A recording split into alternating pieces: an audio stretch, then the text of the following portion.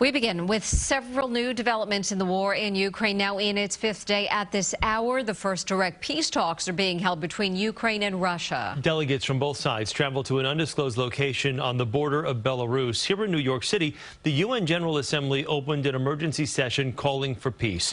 And this morning, the Biden administration announced new sanctions against Russia. All this happening as the fighting inside Ukraine rages on. CBS News Skyler Henry has more now from the White House. Ukrainian and Russian delegations met on Ukraine's border with Belarus Monday, the first direct talk since Russia's invasion began.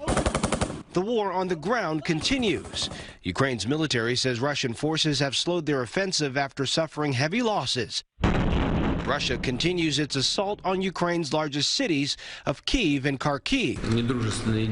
And Russian President Vladimir Putin raised alarms when he put Russia's nuclear weapons on high alert. I hope this is nothing more than saber-rattling, but we should be very concerned and very vigilant about deterring Putin from further acting against the West. The U.S. and its allies have responded to Russia's attack with sanctions, attempting to isolate and weaken Russia's economy. This weekend, the U.S. and allies kicked most Russian banks out of SWIFT, an international bank messaging system that makes global transactions easier. That prompted some panic as Russians lined up to withdraw cash. The value of Russian rubles are plummeting, and Russia's central bank responded by doubling key interest rates to 20%.